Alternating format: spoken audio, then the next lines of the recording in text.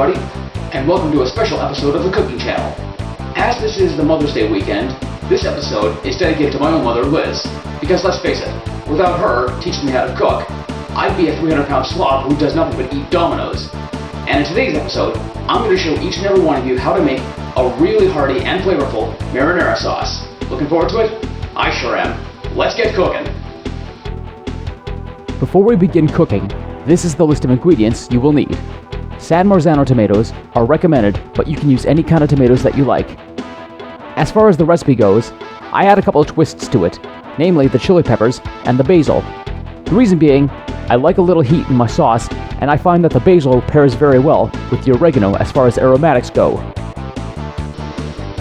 Our first steps are to pour a little bit of olive oil into the pot. I got a little heavy-handed there, as you can plainly see. And grate in 2 cloves of garlic. Next, empty both cans of tomatoes into the pot.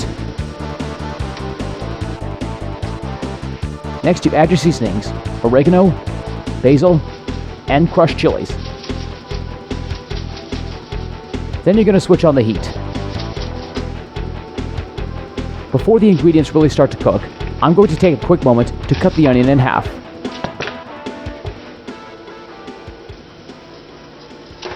Both halves go straight into the pot and will be used to help flavor the overall sauce. Once everything's together, stir it up and bring to a boil.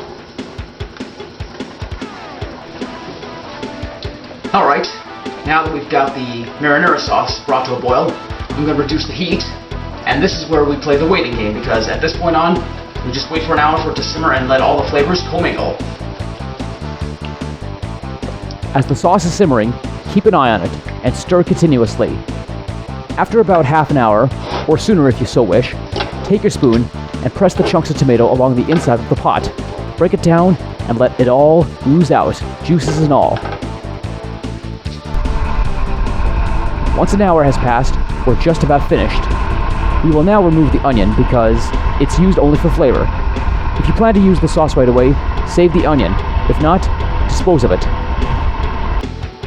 To finish the sauce, we're going to pour it into a blender and make it nice and smooth. You can use a countertop blender, or if you have an immersion blender, you can use that as well. Either way, the end result is nice and silky texture.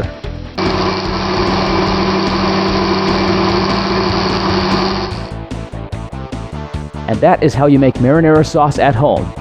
Great for pasta, as a dip, or if you're feeling adventurous, use it as pizza sauce instead of regular stuff. And this wraps up another episode of the Cooking Channel. Until next time, ladies and gentlemen, my name is Jeremy, and you've been watching Channel 84 Winnipeg. Thanks as always, and stay hungry.